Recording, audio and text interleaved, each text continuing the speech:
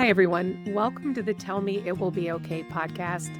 This is the podcast for parents of anxious children and teens, where we talk all things parenting anxious kids.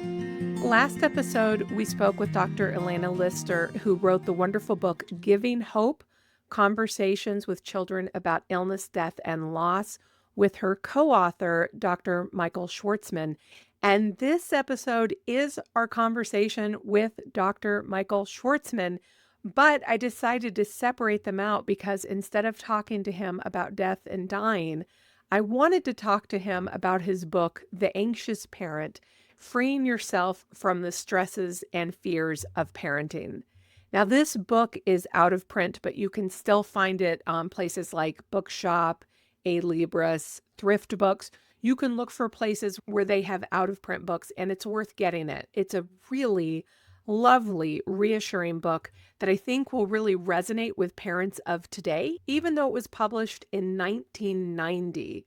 So that's actually the year I met my husband and 7 years before I became a parent, which means I also missed out on that book back when I was parenting and could have really used it. But I'm so glad I found it now so that I can share it with you. Dr. Schwartzman has been working with kids and families for, I think he says 50 years in the interview. He's a New York State licensed psychologist and psychoanalyst, and he works both in a private practice and in a private boys' school. And he talks about that experience in our interview together. What I think is really important to know about him is this is a man with tremendous compassion for and belief in parents. And he talks about his own experience as an anxious parent and how he grew and learned from it, and how he thinks we can grow and learn by being reflective in the process of parenting. That's some of what we talk about in this interview together. I hope you enjoy it. Like his colleague, Dr. Lister, he is incredibly calming, very soothing, and I think that you will find this interview reassuring and wise. So let's get right into it. Hi, Michael. Thank you so much for meeting with me here on the Tell Me It Will Be Okay podcast. So And glad to be with you. and Thank you you. have been working with parents for how long? I mean, not including my own parents, where it all started. I would say like 50 years. So that 50 makes me years. really curious. What have you seen? Because people always like to talk about parents today. Parents today, they do this, they should do that. What have you seen over 50 years of working with parents? What really is different for people now? Mm. That's such an interesting question. And I've been so deep in it, I never take that time to reflect, but it's a smart question. The short answer would be I think it's still the same because parents are deeply involved with their children and they have different styles and they go through different thought processes. I don't think that the thought process or the love changes. I just think that parents feeling all of that have to deal with new, different, and especially unknown things. I can tell you from my lifetime now does feel like there are more things in the mix that a parent has to think about and can have reaction to. I think, and this could be in part my conservative mind thinking. I'm a liberal, but I have conservative leanings. That it was easier in the past because there wasn't as much going on. We were more protected. I mean, look, I think that we've had a very long run of easier time, and now is significantly more difficult. So parents have more reasons to bring into their parenting more room for anxiety Mm. of a personal nature, of a worldly nature. If you're aware of what's going on in the world, you cannot help but have issue with it. I mean, even if you liked what was going on, which I have trouble dealing with, but if you liked what's going on, it's still difficult because there's so much unknown, and you're bringing that with you into your parenting. But I think that there's a big difference between what it means to have issues in our own lives that then are on our minds in the background when we're dealing with our children, and issues that we have with our children. That's a strong demarcation. If you think about it that way, the love we feel now is the same love I think my parents felt when they were raising me 70 some odd years ago. And what happens now in terms of a person feeling the love for their child, wanting to provide everything that they possibly can for their child, and learning how to let go, which is obviously very complicated, and more complicated when it's echoed in a more complicated world.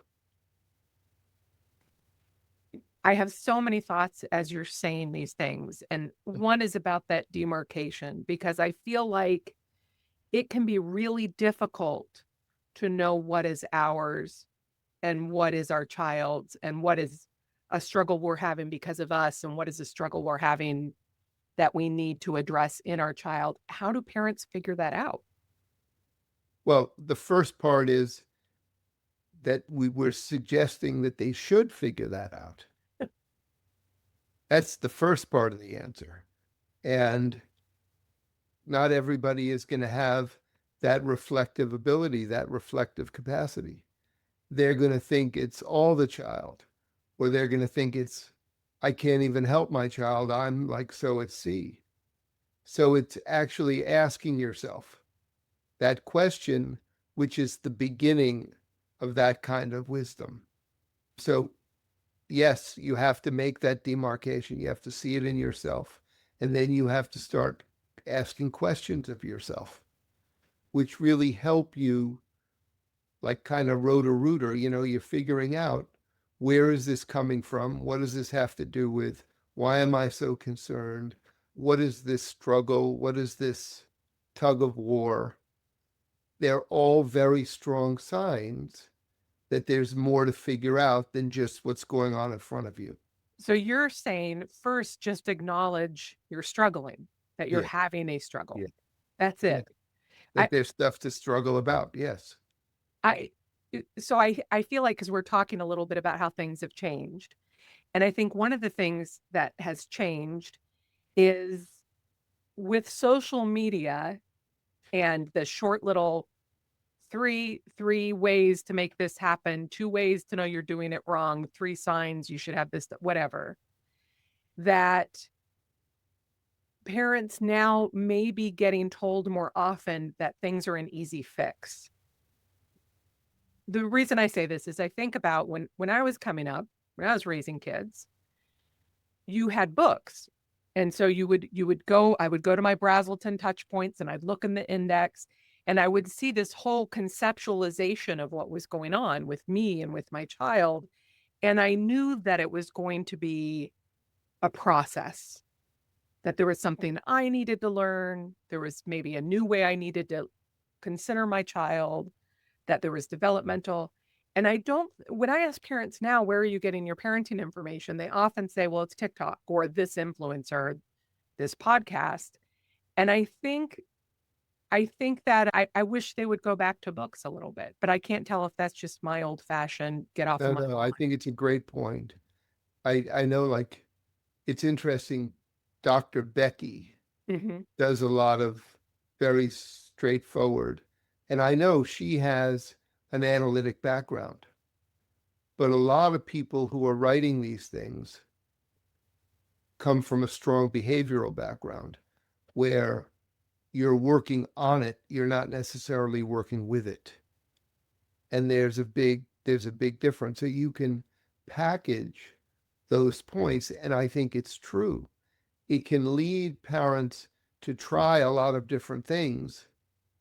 But if you're not really able to think about where you're coming from as you're providing these things, and what the implications of these fixes are, it's not going to work, because you're working on it too much and not enough with it. to bring it along with you. A child is a human being, and you have to understand the reciprocal reactions that are going on all the time. That's why separating out and realizing where your stuff is coming from is very important. And then also that enables you to see what's coming from the child. But you have to take these points, and I have nothing to do with social media, so I'm not as aware. I know that it's very complicating, but a parent has to believe in what they're doing. And if there's something that they learn that kind of like centers them, but also enables them to bring in other ideas, they don't have to feel that jolt of I'm failing all the time. I mean, I think that's what you're talking about, because there's so many ways to do it. I mean, one of the things that I've learned over many years is it's better to do the wrong thing consistently than the right thing occasionally. So can you explain more by what you mean by that? Yeah, the idea is a child learns more from the consistency than they do from what you're doing. I mean, obviously, I'm making this up theoretically, but it's the consistency of a parent interaction with a child that really brings the child into the behaviors that you're describing. Children are curious, children want to learn, children want to please. And if a parent can act consistently in what they're requesting, they're in a much better position, even if what they're doing is not the best choice, than if they're doing the perfect thing, but only occasionally. That's going to set the child off, in a way where they're not really clear on what's called for. I think parents misunderstand that you cannot look at your child necessarily and know you're doing a good job, because kids are sometimes not great. They're really struggling. They're really driving you crazy. And that's just something that's going to happen until they grow into whatever skill they're lagging in. So a Yeah, parent can't just try something and then say, the room is still dirty, they won't clean their room. They can't just keep throwing spaghetti at a wall and say, the proof is that my kid's room is dirty, right? right, Yeah. right. No, it's a great point.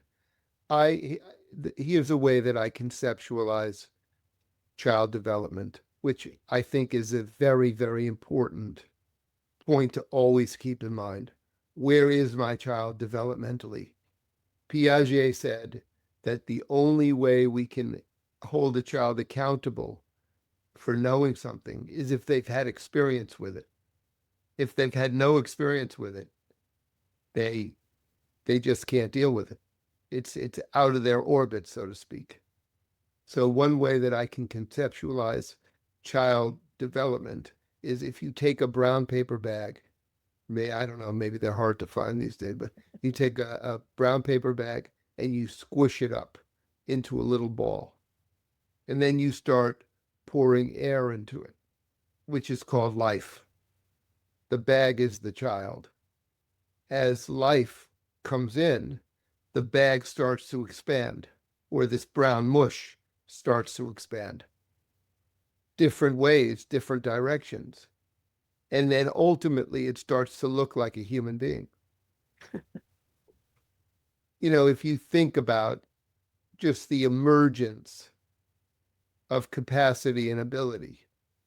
But if a parent doesn't consider that, and I'm telling you, I think when I was raised, starting in the 1950s, children were seen as miniature adults. There was no difference that was taken into consideration. Throughout my time as a psychologist, learning went from how much you know really to how you know it. And in the context of how you know it, there's so many different styles that children have. We live in a world now where those styles are attended to. When I was going to school, you were either strong or weak. I mean, they didn't really deal so much in the middle. Now everybody's in the middle. Mm. There's an article in the paper today or yesterday about colleges having to deal with all of these accommodations. They come into school because people are willing to look at children as developing and having this strength, that weakness, but it's all towards the total goal of making that paper bag a paper bag, making the person as big as they can be. And we're much better attending to that now, but it's true that a parent always has to keep in mind, where is my child coming from when I'm asking them to do X, Y, or Z? That doesn't mean that you don't go for them doing it. You do, but you have to consider where they're coming from. Right. So it's twofold. You keep trying to grow them towards being a full paper bag and also understand they are not a full paper bag yet. That's right. That's right. I remember learning this from Piaget, from reading Piaget. The goal for all of us is to continue to be able to be in our best self. So we're always adapting. We're always moving forward. And basically, we have two ways of doing that. The main way really is to alter things within ourselves to fit in so that we can do better and better with what we are challenged by. But the other way is for to try to change the world to fit in better with us. That's a lesser way, Mm-hmm. but when you think about parenting styles and tiger moms and parents who take over, they try to set the world so their child has an easier time. On the other hand, there are parents who, hey, you do it. They make it's more difficult than it could be. And then there are people in the middle where they're doing both. You're fixing, you're trying to grow and stretch the child.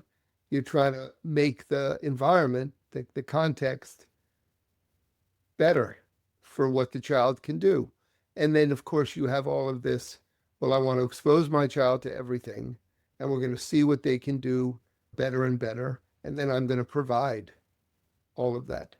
But the main thing is that you leave enough room for the child to recognize they have to work on themselves to work on the situation. And they can advocate for themselves and try to make the situation better, but they can't expect it to be. I think your book, The Anxious Parent, is really ahead of its time. And Mm-hmm. because I think the way that you ask parents to reflect on their own childhood experience is something a lot of parents are interested in doing now, to try to understand what is driving some of their reaction to their child. And I think you do a really empathetic, compassionate job of acknowledging that for the parent and still asking them to grow in order to help their child grow. And can you tell me more about how you came to this place as a clinician and maybe as a parent yourself and understanding this? Yes. So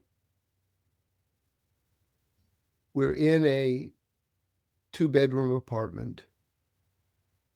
My wife is in our bedroom on the telephone, and my newborn is wailing in his room. I'm sitting in the living room on the couch going nuts over how he's crying. I was like nuts. And I went into my wife, who's on the phone. I couldn't believe she could be on the phone. And I'm like, don't you think we should do something? And she says, go take a walk. So I went and I took a walk. And I came back a little while later, and he's still crying. My wife is still on the phone. And I'm like, this is ridiculous. So I go into his room, I pick him up, and he gives me one of those. So I was like, I think I started sobbing. And I said, we don't have to do this all in one day. And then I put him down. And I would say that to this day, he has vulnerability with sleeping. Mm. But my other two children do it very well. But I realized that I was equating what I was doing with like depriving him of happiness. It was so out of bounds. I wasn't able to see through my own stuff, that by not involving myself emotionally, I was helping him build a skill which was really about learning how to settle himself. And I mean, all we talk about today is self-regulation. These early patterns are the beginning of self-soothing, and my stuff was clearly in the way. I was way adulting everything that he was going through. I was meeting the initial challenge of being a parent, and I was writing this book, and I realized that it was incredibly important to map out the fields that you were working in. And one of the main fields to begin with was in yourself. Because as I write about in the book, I say the only form of time travel that I know of is when you become a parent. Because when you become a parent, you see your child going through things that you went through or your brother went through, or, they become emotional. And there's no child alive who hasn't said, when their parent has done something, oh my God, when I become a parent, I will never do that. But there's no parent alive who hasn't found themselves doing something and then realizing they're doing exactly what they thought their parents shouldn't do, because that's what's instinctive to them at this point. But, you're only as good in raising your child through issues that they have as you are in dealing with them yourself. So if you had trouble making friends in second grade and you never dealt with that, it's coming back when you're a parent. So it's imperative that you isolate out your own reactions, particularly in social situations, but to skills, to being able to be more independent. These are hot buttons for where everybody's had their own difficulty, their own harsh experience. And I know for me, how you do in school was like incredibly important. My father came from a family where the only way they were going to make it anywhere was through academics. And I was a very poor student. I'm sure that I was an undiagnosed learning disabled kid. I'm sure of it. So when my children started to go through school, I was incredibly nervous. And when it came to their applying to college, I'll never forget, I'm sitting in the auditorium. My son's a junior, and he's sitting next to me, and my wife is on the other side. And the guidance counselor is speaking to this huge audience, and he says, parents, it's very important that you do not think of where your child applies to college as a signifier of how you are as a parent. As my son leans forward and stares at me, I mean, everybody has their issues. So it's very, very important to be aware of that. So I realized it when I very easily saw. Now, I was also in analysis 3 times a week. It was a lot easier for me to look at myself. That's part of my training. But it's the distinction, because if you're focused on yourself, you could end up being focused on what you identify in your child with, and that's not good. You don't want to identify with something, you want to clarify something. You want what you're dealing with in your child to be in your child. And the only way to get close to that is to remove. Now, you can have intuition, you can have empathy, but you don't want to see yourself in your child and then be taking care of yourself while you're taking care of your child. That doesn't work. I think that is so tricky. And I remember when my therapist said to me, you can't just use your own experience to make decisions for your kids. And I said, well, whose experience am I supposed to use then? Like, I really could not, it was very difficult to differentiate between what is true, what I knew to be true, and what was actually just the way that I was experiencing and seeing the world. In that conversation, I can remember being like, that doesn't make any sense to me, but it did change the way I considered things going That's forward. that's exactly right. Because you have to have your background. And a lot of wonderful things come from your background. Just the whole idea of being able to look at your child in some ways for the sake of recognizing where they might have difficulty and receiving it in a non-judgmental way. Well, I mean, just saying that, it brings up, like, how did your parents handle that with you? And we trend towards the way our parents handled it, even when we're trying to do it the opposite way. Your child is the combination of you and somebody else.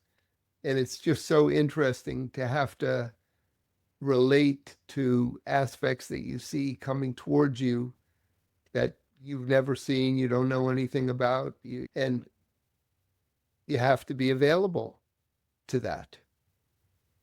Yes, because as invested as we are, and of course we're incredibly invested, and the older you get, it becomes more clear. Some of this is none of my business. Like it is something I'm intensely interested in, and I really want to know how it all turns out, but it's not up to me. This really belongs to my child. So when we go back to the cleaning the room thing, ultimately they get to decide how they live. And if they decide they want to live in a pigsty when they're 21 and have moved out, they actually get to do that. Like that's none of our business. And once we understand that, there's a lot more room to kind of exploring, why do I want a room clean? And where does my need for that start overlapping with my child's right to, I don't know, not make their bed in the morning or whatever. Because I think one of the things that I struggle with is parents do come and they want this answer. How do I get my kid to clean the room? And the first question is, well, why is that important to you? Not Yeah. because I'm asking you to defend it, but because I'm trying to understand what's going on for you about that. And then I Yes. got to figure out who your kid is. And then I got to figure out whether or not the twain shall meet. Right. Yeah. Exactly right. You see, to me, you're bringing up like this other huge, magnificent point. We raise our children to leave us. We know that the ultimate goal is for them to be able to take care of themselves, make their own decisions, create their own limits, have their own self-regulation. So there are a couple of points that are very, very important for that, I think. The benefit of failure is a huge piece that all parents have to learn how to tolerate and be involved with. It's one of the most difficult things that a parent faces, watching their child have difficulty. You know, the old thing about, why do you keep tying their shoelaces when you need to get out of the house and you don't let them tie their own shoelaces? It's a perfect example of how that can continue and perpetuate. So parents have to permit what we can call a useful sense of failure, where a child has the opportunity to learn from their own failure. You don't learn as much from a success as you do from a failure. There's the beautiful book Wendy Mogul, The Blessing of a Skin Knee. It's a beautiful interpretation of how beneficial all of that is for a child. There's also going to be the period of time where a child is going to start to insist that it's more for them than it is for the parent. And they're going to want that right to choose, to select. That's a very complicated period of time. It's another form of watching your child cross the street to the green light. And when you accept the idea, like you're describing, that ultimately your child has to make their own decisions, you see the benefit of the training wheels you can provide by, with you, letting them make more and more of the decisions. It's not that they make the decision, it's what they do in their mind to arrive at the decision. So the more you show them the insides of how you make decisions, you're showing them what they can think about as they make their decision. That goes on from the beginning of life. There's a book where the ordinary is extraordinary. I forget who wrote it, but it's all about activities that we do with our children where they get to learn from how we decide about things. And it's wonderful the more naturally, it occurs. But the whole trend, and we have a lot of support. Kids go to camp. Well, kids go to school. Kids go to camp. Kids go to sleepaway camp. Kids go to junior college programs. Kids go off to college. There's a lot of structure to what a kid has. And within that, you have the opportunity for your child to learn from the experience they have. I mean, it's funny, work with a boy. I'd worked with him for quite a while. We never really talked about issues where he was going away and being more on his own. And he had a very difficult time adjusting to a roommate, a really, really difficult time. Otherwise, he was a very well-grounded kid with a lot of pizzazz and a lot of, abilities and confidence. But this totally took him apart. I later found out that he was really had always had a very difficult time when he was trying to go to camp. But he was totally undone. And I said to him, you didn't realize you were taking a fifth course when you came to college. It was called Adjustment to College. So he had a lot of trouble pulling himself through. But he's done it. It's stunning how much he's learning from it. He's so much more able to recognize that he has a big part in whatever he's trying to deal with, and he has to deal with it. He can't just make it go away. Mm. And he just, with a roommate, there were like a million more adjustments that he had to make that he had never made, because he had always had his own room and a very accommodating family. Anyway, but the parents step back. In this day and age, therapists are allowed to venture into that space. So there's help that's available. But ultimately, this kid had to really grin and bear it to get through it. And the parents had to tolerate that. So, how do you help parents understand that need to tolerate and to not necessarily fix it? Right. It's a very good question. A lot of it depends on how available a parent is, and that you assess at the beginning. Even a parent who is telling a kid what to do, really fretting about it and all over it, has a lot of potential to be able to step back and let the child, but there's something that's been going on between them where the child is eliciting from the parent what's going on. The parent is listening from the child what's going on. There was a very famous experiment that was done a long time ago. You have a toddler and a mother standing at the end of a long hallway, carpeted hallway, and there's somebody way in the distance. And the toddler starts to toddle towards that person, and they fall. And they look back at their mother, and their mother's very fretting, and they start to cry. Another toddler toddles down the hall and falls and turns back and looks at the mother, and the mother smiles and encourages, and the toddler picks back up and goes. That's a very stark division between how parents can be. But the fact is, the way you imbue in your child that sense of confidence, which means that you're more confident, the more they're going to be able to grow from that and live off of that.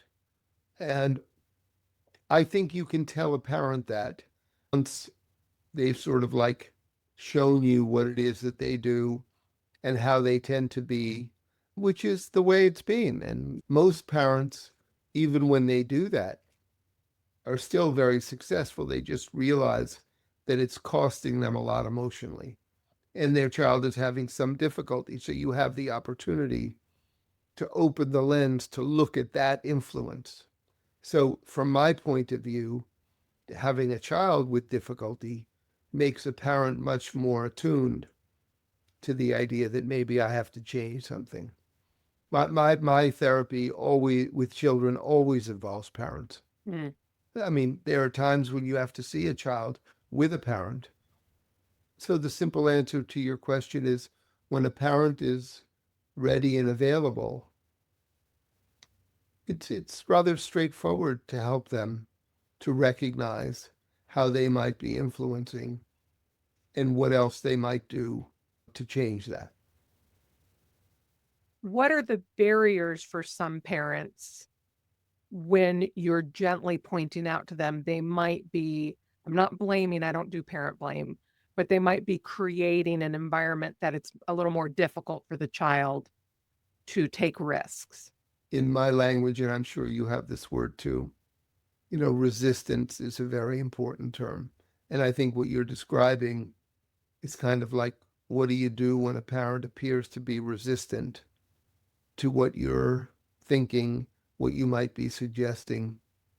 And you see that the parent has created an environment with their child where the child is so cautioned they're not able to take risks, or the alternative would be where a kid is taking risks and the parent is not able to convey to the child what's underneath those risks and how they're no good. I mean, often that results in a child having to learn from a bad experience because the parent wasn't able to reach out.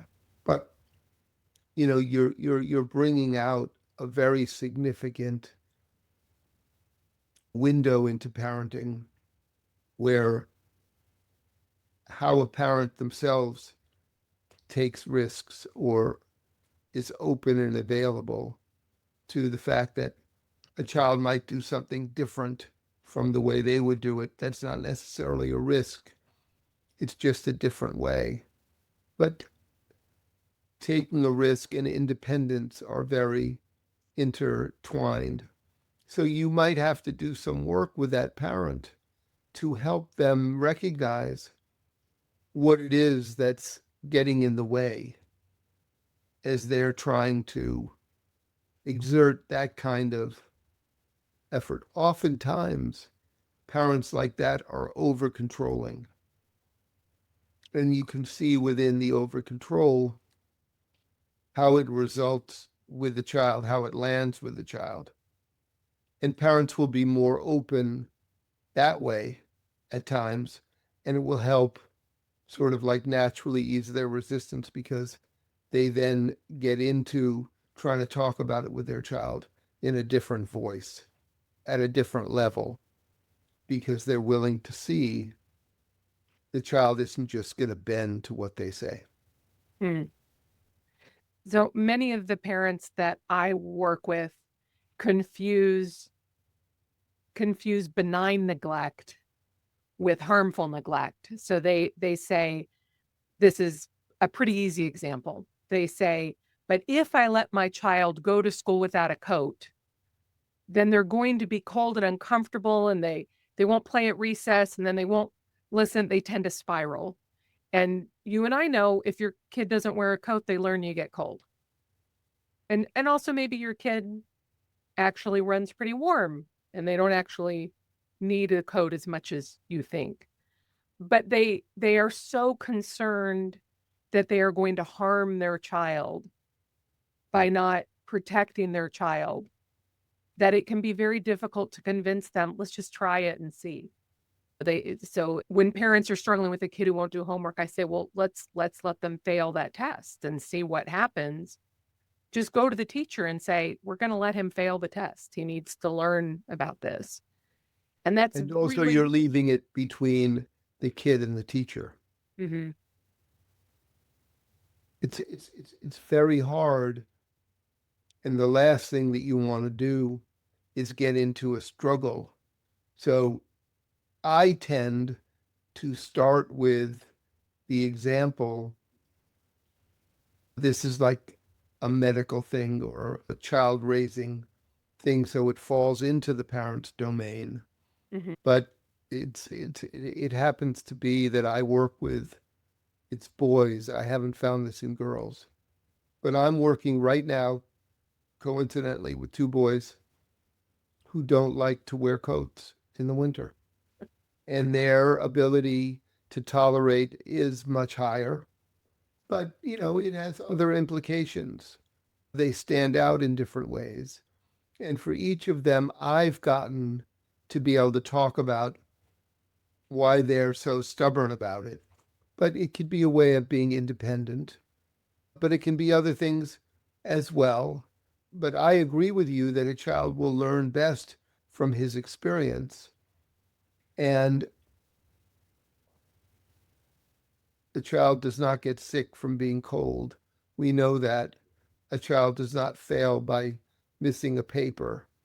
You see what it is. You see what it is. You see where your child lands. You're watching anyway. It's not benign neglect. It's active involvement. And you can be very open with your child. Hey, I'm glad to try it your way. But otherwise it's mommy's way. Or otherwise it's that, we have to talk about it the other way if this doesn't work. So parents could think of it as a willingness to experiment. So when A, they say to your a child, trial. A trial. yeah, I'm willing to And try it your way, and then we'll discuss how it went. yeah, because if you're not getting anywhere with your demand, it's a hey, I'm okay trying it a different way. But we have to be in agreement that we will both learn from how this goes. We were talking earlier about how important it is for parents to have a background in child development, mostly for parents to understand, oh, my child is typical. This struggle is typical. Are there other resources you like to send parents to? I always like Brazelton very, very much. I think nowadays you can Google and you can tell when something's ridiculous. But otherwise, if you're looking into just discussions of all aspects of childhood, it's fairly easy these days to find a developmentally based text that will talk to you about what your child's experiencing. I don't even know where I got it, but I have a cheat sheet that I got way back when I was teaching parenting classes in the early to mid 90s that I still use. And when parents say, my 10-year-old's doing this, I pull it out and go, yep, this is what's happening for 10-year-olds. Does that sound like what's happening at your house? And oh, okay. So Yeah. it's not just my 10-year-old. I remember very vividly, we were in the country with one child and he bumped his head.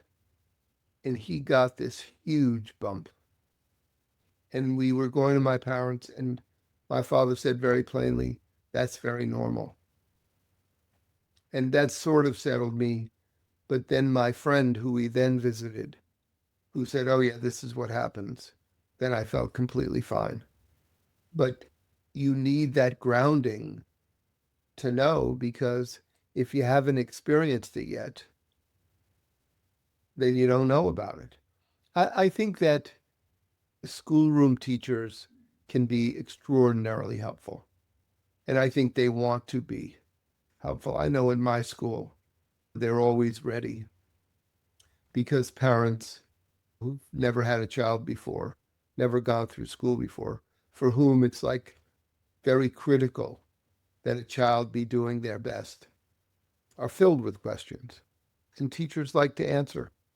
And librarians like to provide books. That is really wonderful because I also taught preschool and was happy to share what we were seeing in the classroom and how your child was within the range of typical, because most of the time it is typical. And if it's Most of the not, time. then they need to know that too. I mean, it's very interesting to me. My school is very difficult to get into. The boys do incredibly well, but there's still room to have a psychologist in school. I do not do therapy. I've never believed, and I've been a school person for over 30 years. I've never thought that a child should have therapy in school. I don't think that a child should come to school thinking that they're going to see their therapist.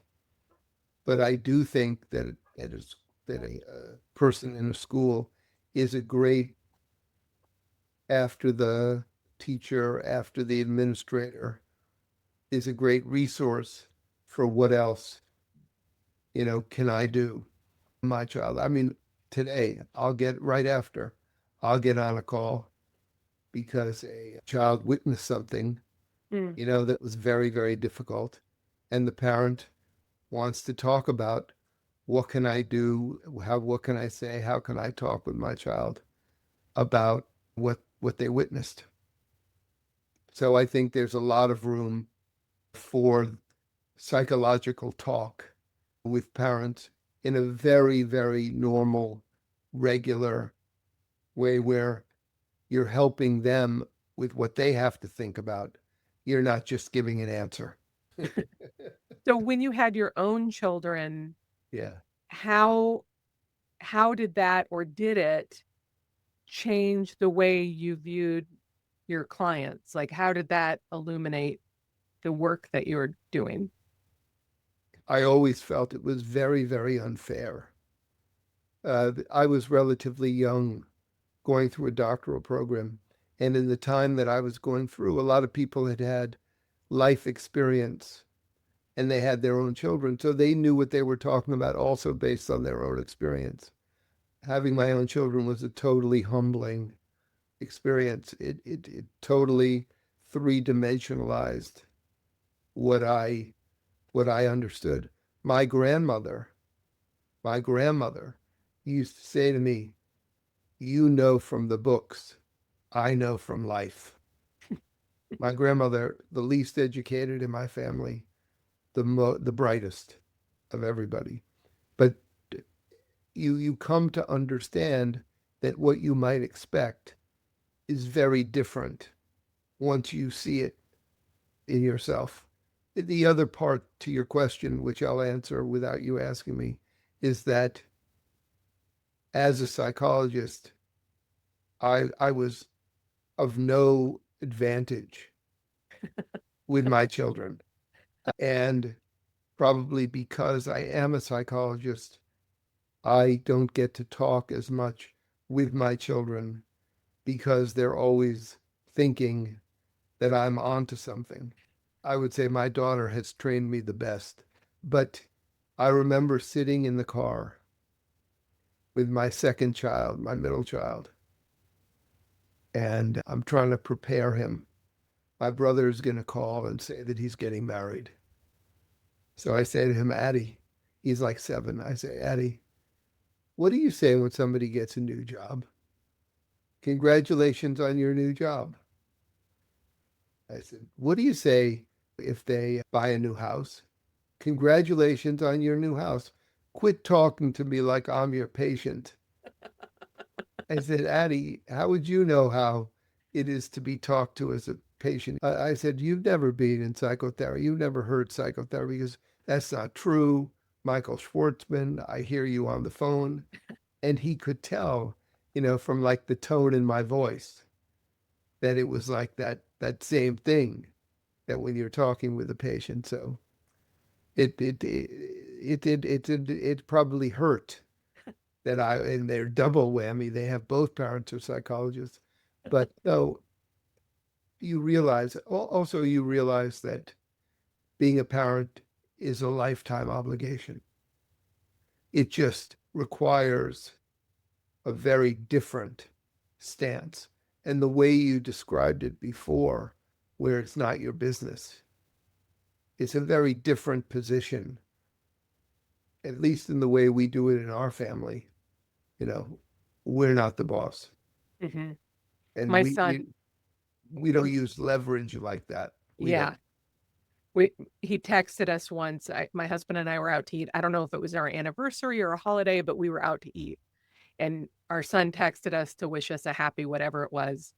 And what are you doing? And we said, oh, we're out to eat. And he said, I bet you're talking about us, him and his sister. And I said, of course. And he said, because you're obsessed with us. And I said, yes, we are still obsessed with you. It's good that he could think that. I'm glad. But that says so much. That was a real happy anniversary. It's all about me. Yes, it is still all about them because we adore them Yeah. way more than they adore us, which is how it should be. And even when they were children, I would tell them, we are obsessed with you. We do adore you. And you are allowed to be fed up with us and rather spend time with friends. Like, that is how it's supposed to be. Yeah. Yeah. Very important that you see that and can still laugh about it. Well, sure. The thing that I learned when I became a parent that I didn't know before was the things I was asking of parents often was unrealistic because they did not have the time. They didn't have the time or the energy. And so when I would say, why don't you take home this form and map out whatever it is? And now I know, why don't you just take home this form, kind of keep it in the back of your head. So when we come back, we can fill it out together.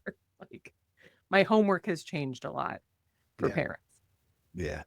Yeah. No, it's very different because you're up against the process yourself. And you do realize, I think, how much more forgiving it is once you're living it and you see how many times how much repair you're doing in the rupture, how much of parenting is in the corners and the cracks and creases and not always so as deliberate as we think it is before we're there. Absolutely. And that just lends itself to the complexity of what you're trying to understand as you're trying to do anything. Do anything. I mean, as kids get older, vacation planning is a completely different thing. Family time is a completely different thing. Although I think it's incredibly important. It's just parents then ultimately make a decision on how much room they leave their child to do as they do. And different children, I know in my experience, do it differently. I just love talking with you. So I could go, I, if you turn to conversations about illness, death, and loss, I mean, we could spend the afternoon. Well, I have so appreciated this. You're a delight. I'm so glad you're out there doing the work. Thank you. And there you go. That is our conversation with Dr. Michael Schwartzman. I wanted to call out something that he talked about in there, which is he's talking about the young man who's going to college and struggling with the roommate. And he says to the young man, you didn't realize that you were signing up for a fifth course, which is called Adjustment to College. And I wanted to call that out because this is something I talk to parents about a lot. Very often, when we're in some kind of crisis about our parenting, especially when it comes to child anxiety, and we get fixated on how things should be. So we start thinking the problem is that our child is struggling with the roommate, and we have to fix the situation with the roommate. And we don't realize the struggling with the roommate is the point, is the purpose of this moment. We might be saying the reason that my child cannot struggle with the roommate is the roommate is making it difficult for them to study. And I think this period of their life is about getting good grades in college or not having to feel homesick because you're enjoying yourself so much at school or a number of other things. But maybe the problem is the point. When we were talking in the interview about kids who don't want to put on their coat or kids who aren't going to do their homework and of letting them be cold or letting them fail the spelling test or get a 0 on that day's math homework, it's because maybe the purpose in that moment is not be warm with a coat, is not get your homework done so you don't get in trouble. It's learn that you'll be cold if you don't plan ahead, or learn that if you don't do your homework, you will get called out in class. You will get in trouble. Now, we don't want our kids to flail so much that they can't get out of the hole they've dug themselves into. I can remember as a kid, I did not do homework, and I grew up in the 70s, so my parents were very much like latchkey parents. Like, my dad traveled all the time. My mother was not that involved in our day-to-day schoolwork. And so I remember getting in over my head where I didn't do homework at all, and then it would all be due, and I would just be panicked and undone. And frankly, I did not really solve or learn how to deal with those bad study habits till I got to college and decided for myself, I need to figure this out because I am really screwing things up here. I'm not saying we should let things get that bad because that was not good for me. But a little bit of failure goes a long way to learning. A little bit of curious experimentation goes a long way to learning. Now, I get it. As someone whose parents were not that involved, I had a tendency to be over-involved. As Dr. Schwartzman says, we are always reacting around the parenting we received in the decisions that we're making. So we're either doing things just like our parents or choosing to do things differently with a reason. We've observed the way our parents did it, how we experienced it, and then we're deciding to do it differently. But that doesn't mean that we have to get things right all the time either, which he mentions. There is room to get it wrong. In fact, wrong is the wrong word. Just as that young man's fifth course was how to deal with a terrible roommate, parenting for us is a course on how to be a person who is a parent, how to figure out what it meant to get what we needed or not get what we needed. What does it mean to need? How did it help us? How did it hurt us? How would I like to be different? How would I like to allow my child to have their own experience as a child and to look back on how I did things and choose to do it like me or not at all like me? Because ultimately, our kids are going to have their own opinions and their own experience. I would caution from assuming that somebody else's lived experience should dictate your lived experience. So I mentioned in there that my own therapist said you should not use your experience when you're making decisions. And I said, but who else's experience should I use? What she said did give me pause. Ultimately, I disagreed with her. I felt like I was making decisions informed by my experience, but they were decisions that also resonated with the values I had as a parent. And if I had taken her advice about it, that I shouldn't do this thing because I was reacting from my own experience, I would have missed out on the opportunity to author my own parenting. And I think that's hugely important. Now, I know I give parenting advice. That's what I do here. My expertise as a trained clinician, as someone who has done postgraduate work in infant toddler mental health, I am coming to you with expertise. And I want you to hear my expertise.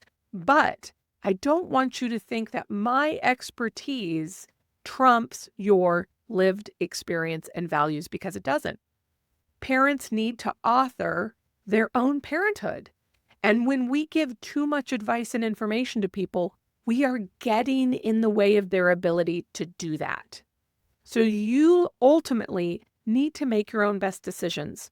I do feel strongly you should have some background in child development. You don't need to be an expert on any kid but your own kid.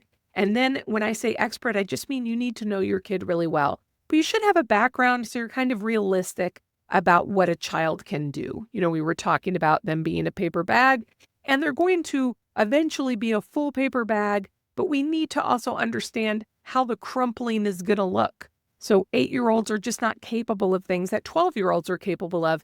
And we should have a rough idea of that, because often the struggles I see with parents are the parents have unrealistic ideas of what their child should be doing. So they either think the child should be doing more, or they don't realize their child could be doing more. When I was a preschool teacher, we had a lot of parents who didn't realize their kids could dress themselves until they saw us letting the kids dress themselves. And they'd say, it didn't occur to me my kid could do that. Okay, well, now you know. So now you can raise your expectations for your child to put on their own pants. But we also need to allow them to do it wrong and figure out how to get it right on the way. So wearing your pants backwards is not that big of a deal. And you'll learn eventually that maybe it's more comfortable if you flip those pants around. What I want you to hear is that the learning is the point. So if your child is struggling with anxiety and that's what you're struggling with now, don't worry so much about the rest of it. Maybe you just need them to deal with their anxiety, but that's going to mean they don't have capacity or they don't have the bandwidth to do other things. And that's fine, because this is a season for dealing with anxiety. And also, you are authoring your own parenting. You're becoming a parent every single day in your parenting. I am still becoming a parent. Now I am becoming a parent of adult children. I am about to become a parent-in-law. My son is getting married, and then I will be a mother-in-law. And I'm going to have to learn how to do that and create my own idea of what mothering-in-law means. We're always growing. We always have opportunity for growth. If you found this episode helpful, I would love to hear from you about it. I'd love to get your feedback. And please rate and subscribe. It really helps us get discovered by other parents who might need the message too. Thanks so much, and I'll see you next time.